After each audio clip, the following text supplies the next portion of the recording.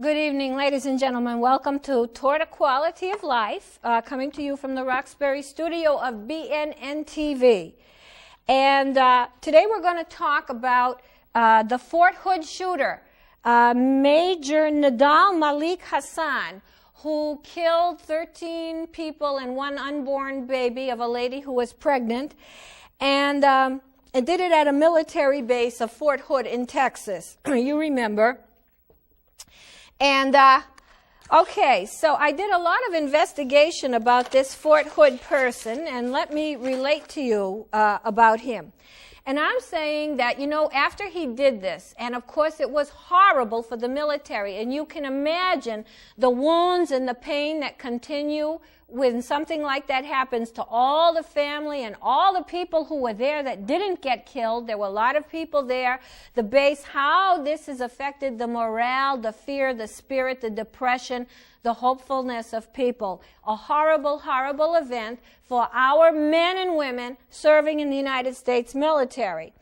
Now, compassion, and what prompted me to get involved in researching this is in one of our psychological newspapers, a psychologist wrote, "Oh, poor guy, he must have been under stress, he must have had a work overload." And you know, the media was full of, "Oh, the poor guy." Well, this is not exactly and not at all how it went down. Not that I'm saying that I am hateful toward Major Hasan. No, I'm not. No, I'm not, and you will see. But I'm saying that let's get off this idea of thinking, oh, the poor guy who did something like this with such devastation to us, and let's look at the facts. Let's look at the facts. Now, I am not partial to any religion whatsoever. And I'm not partial to the military, and I am opposed to war in most circumstances I can imagine. But I am in awe of the military, and I am glad that they are there. And I'd be a chicken to be out in Iraq. And I'm in awe when I meet people who have been there or been to Afghanistan. It's really unbelievable that they've gone through that. And what this terrorist did was a very brilliant breach and degradation to the military. Another 9/11, essentially. It was a brilliant thing that he did, if you want to look at it from his side of things, okay? And the military has had to deal with this on its own. Now, what he did, he killed, like I say, 13 and one unborn child. 32 were injured. And then, of course, all the psychological damage. And then this person who he listened to, who apparently has been involved with this new fellow from Nigeria, who tried to do something on Christmas Day, this same imam who lives in Yemen apparently was sort of an inspirer to Major Hasan. And his name is Al-Awlaki. Actually, let me see, what is his actual whole name? Let me see. Anwar Al-Awlaki. And he said on his blog, after Hasan did what he did, that he was, quote, a man of conscience who could not bear living the contradiction of being a Muslim and serving in an army that is fighting against his own people. Further, he said, Nidal opened fire on soldiers who were on their way to be deployed to Iraq and Afghanistan. How can there be any dispute about the virtue of what he has done? In fact, the only way a Muslim could Islamically justify serving as a soldier in the U.S. Army is if his intention is to follow the footsteps of men like Nidal. Okay, and I agree. I agree with that statement that this could be the rationale, and this could be how it would be seen from that point of view. Now, many Muslim citizens in this country were asked about this shooting, this massacre, and they said they agreed with what Hasan had done, citizens of this country. Now, Major Hasan was increasingly agonized and at odds with the military. He was educated by it. He was sworn to serve it. And he still, and as these wars progressed, he was becoming more and more agonized. Like, they're killing my Muslim brothers. What am I going to do? And he was also financially constrained because he owed the military his service for them paying for all his education to become an MD and also a master's in public health. So he was conflicted by a sense of duty to his religion and the fact that the Islamic peoples were being hurt by U.S. war. He equated the war on terrorism with a war on Islam. That's not hard to imagine, is it? Let's think about it. If you were looking at the people getting killed, and I read reports coming out of Pakistan and don't think Pakistan people are favorable. One man said in that Waziristan area where the drones that have been increased with Mr. Obama, the minute he came in, he increased the number of bombings going on to the people between the border of Afghanistan and Pakistan. And many are just people, poor people that are refugees in that area or naturally live there.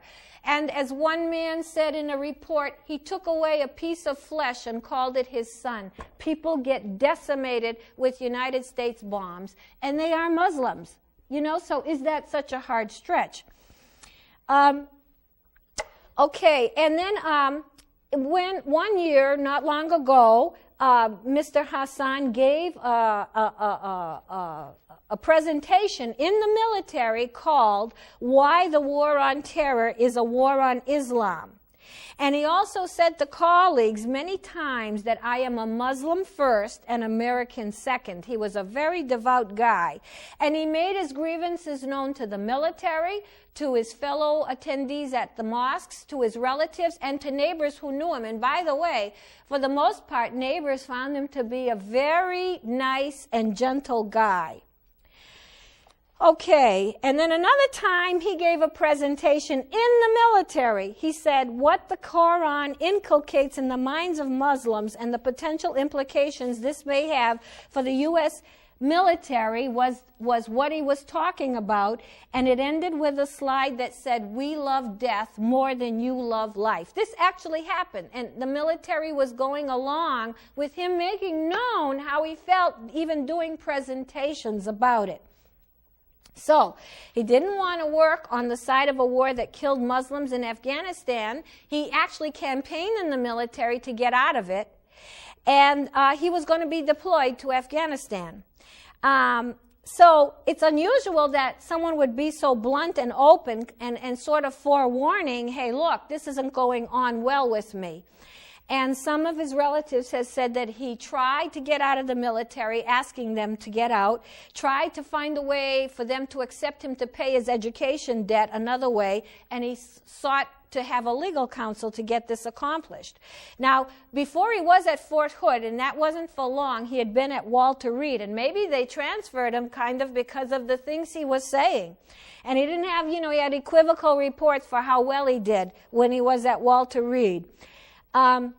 But one thing, as I said, is people often said that he was a gentle and nice guy, but he was also seen to be sort of socially awkward and withdrawn and, quote-unquote, never to have had a girlfriend. He was supposedly looking for a woman who was more devout than he. He was so devout, goes to prayers every morning. I think they're at 4:30 or 5 o'clock in the morning every morning. I mean, he followed his branch of Islam to the letter of the law. And he was calm, a very calm person, maybe except he got agitated when he would talk about religion and the wars that the U.S. was fighting. He complained of Muslim oppression in the army to his fellow Islamists. And even military superiors said he was polite, except when he would discuss religion. He told one of the patients, he would treat people returning from the wars, he told one, he got in trouble because he told them Islam can save your soul, which of course you're never supposed to say Christianity, Islam, any of that in a therapy session. And so people described him as very argumentative about religion and critical of U.S. wars. And he also asked the army physicians to allow Muslim soldiers to be released as conscientious objectors so that they could avoid having adverse events in the military from Muslim soldiers, the kind of event he himself did. And then he also he went to his superiors and he said he wanted some of the returning soldiers to be treated for war crimes and what they had done in the war. U.S. soldiers. Now, 3 weeks before the killings, Hasan purchased a semi-automatic pistol and several high-capacity 20-round magazines, and he also had a handgun, and he used those things in the killings. He'd taken extra weapons training, and he probably was planning this for a long time because he had been doing extra training in weapons. People used to think, well, why is he doing that? Because he's a psychiatrist. Why is he learning to be such a good marksman? And then in the weeks before the killings, he was doing a lot of practice at a range, a shooting range. Okay, when he did do the killings, people said that he seemed very focused, very calm, and he seemed to go for the people who wore uniform. If there were any there that weren't wearing a uniform, although one or more did get killed, I believe, who weren't literally in the military, just working for it, but he did try to go for the people with the uniforms. And when people were on the ground, having been shot and they fell, he went at them with great determination to finish them off. And he left where he was and he ran around and hid, and he was shooting a lot of people in the back too. Okay, now very curiously, as we know from the 9/11 hijackers, Hasan too, this very meek, shy, withdrawn, religious, wouldn't, go near women generally. He used to go for lap dances to one of the all-nude bars, and you'd pay $50. He would buy some lap dances, and the dancers said he was very shy and very reserved, but he would do that. Isn't that curious? And it's also what the 9/11 people did. Okay, and he also made a salary of about $92,000 or $93,000 a year, but he lived in a sort of rundown tenement complex with a kind of grimy apartment and like meager few little dilapidated possessions. And this is also how jihadists have lived, other ones that we know about, for example, from 9/11. And he also sent a lot of his money overseas to Islamic charities. And of course, the question becomes, are these charities that were funding jihad, or were they neutral charities? And that information I did not have it was not being disclosed what was being found out about that. And the person I referred to before, Anwar al-Awlaki, who's involved apparently in the background of this person from Nigeria as well, and like I said, is in Yemen. And in fact, the United States made a bombing attempt there a few days ago. And they didn't say it was to get him out, but I'm sure it was. It was against his compound or house. He was not killed in that bombing expedition in Yemen just a few days ago. But anyway, this imam, who is an inspirer, and he was born in the United States. Al-Awlaki is a native born. He speaks very good English. I believe he was born in New Mexico, but moved to Yemen eventually. He used to be an imam at the mosque, as I said, that Hasan attended, and also two other people who did the 9/11. Well, he has advocated to jihadists that they do lone terror acts such as Hasan did. In other words, they don't need to be with Al-Qaeda. They don't need to be with a group to do it together with people. That if they're in situations where they can get at people who are having conflicts with people who have the religion of Islam, that it's sort of a duty and an obligation and a good thing to do a lone terror act of killing and terrorism and jihad. And also he preaches to avoid a life of luxury, which certainly Hasan did, and to give one's wealth over to the cause of jihad. We don't know if that's where the wealth of Hasan did go, but that is what the imam teaches.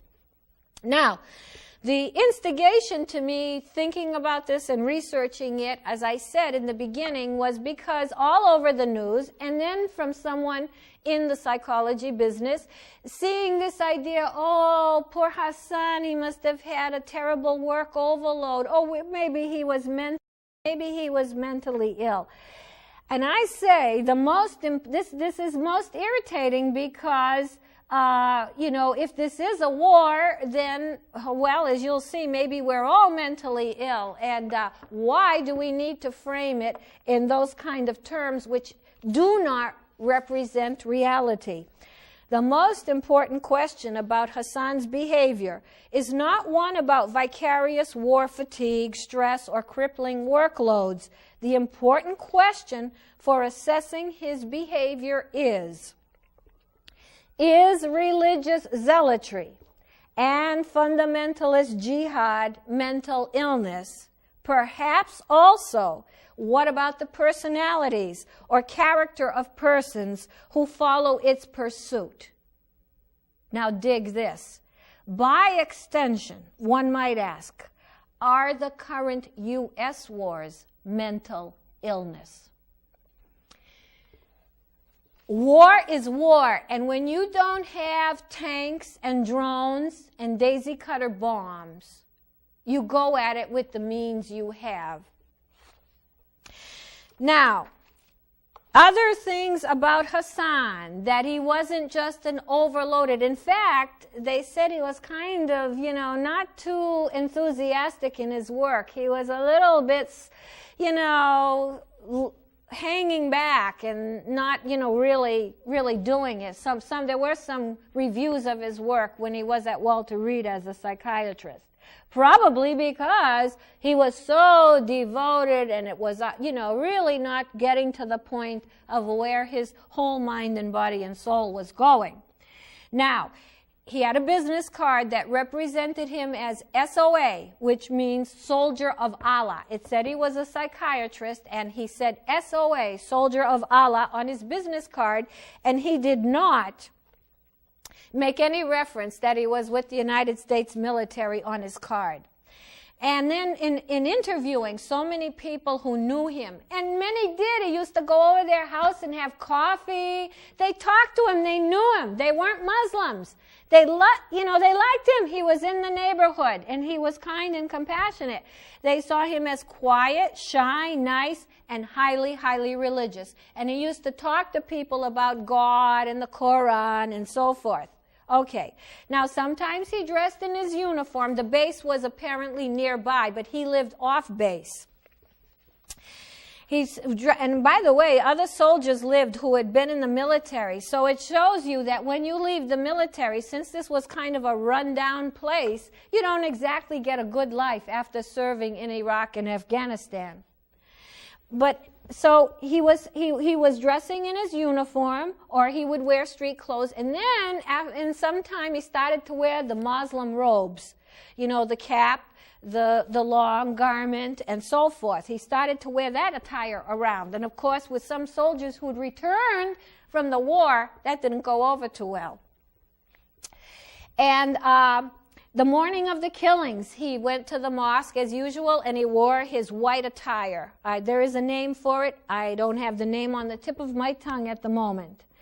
When he did the killings later that day, he was in military uniform, and I'm thinking he probably would not have gotten onto the base with his other clothing. The morning he did the killings, he gave away Qurans. He had given some away in the days before. He gave away his little modest little bed, whatever, little sort of junk that he had in his apartment, told the lady that was his friend, give these to the Salvation Army. And this was the day before he was to be deployed to Afghanistan. And he told some people, he called them up to say goodbye to them, that he was going away, okay, that he was moving. And when he went to this one neighbor that he was who was quite fond of him, that he used to talk religion with, he told her, "I'm going to do good work for God," was what he said to her. And then she asked him, "Well, are you scared to go to Afghanistan?" And he said, "I'm ready for it." And then what is reported that when he did get to the base, there were a bunch of people, they were in there signing up, getting ready, I don't know, but they were all congregated to get registered or what, I forgot what the reason they, but there they were, sitting ducks. He looked to people like he was there to help. He came in, he took an empty seat at a table, he bowed his head murmuring something as if he were in prayer. Then he jumped atop a desk and began, he jumped atop a desk, he exclaimed in Arabic, "God is great, Allahu Akbar," and began shooting into a gathering of sitting ducks. He also pursued the fleeing ones and shot them in the back, and the ones that were fallen, finishing them off. Now, this is the cute thing, not cute. The President of the United States was at an event for American Indian Affairs. He happened to be at an event with Native Americans when Fort Hood broke. The cameras rolled live. Everybody knew, okay, we're going on now. The whole world just heard massacre at Fort Hood, U.S. military Army base. As the President went live to broadcast his statement about the breaking event, he began in a light-hearted, smiling tone, joking. To and about the audience, rolling live. People are going crazy. Our military guys mowed down. Right in our own army. And he said, he gave a shout out to one of the people in attendance as people were freaking out over what had just happened. He then gave brief words about the shootings, very brief. And you know how I tell you teleprompter, this and this. He really loses his spirit when he talks about jihadists and such events. He gave a few brief words without affect. And his biggest message was to not view this in terms of Islamic jihad or terrorism.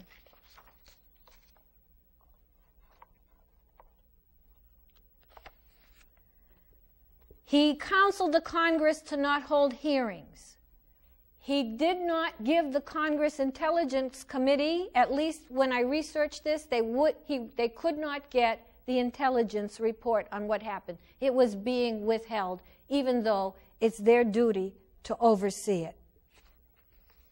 Well, I think we're running out of time today, and I'm not going to be able to get to all what I wanted to tell you about Hasan. But I do want to go to my other point before I go, which is, the question is again, is fundamentalist jihad insanity to be followed by the natural corollary, is war insanity? And if Hasan is tried as mentally ill, then all jihadists are ill. Let us call it what it is. And let us know that Hasan wasn't stressed. He was exalted. He was calm. He was compassionate. He was methodical. He was probably high on his work for God, his heart and soul, believing what he did. And that's what we in the United States have to understand. And I'm telling you, how do bombings in Pakistan and Afghanistan help us to not be in situations where we're mowed down? Because it's coming more to us. It's going to be on our streets. And we have to remember when we're looking at things, we can't be rose-colored about them, that either, oh, the poor guy, or we can't hate him and say, kill him. You know, we can't do that. I don't want Hasan to be hurt. I do want him to be sequestered from the public. And I do want to know the danger that we are sustaining for ourselves by the paths that we are pursuing. But I don't want to get bloodthirsty nasty, and I don't want to excuse it. It is war. It is jihad. It's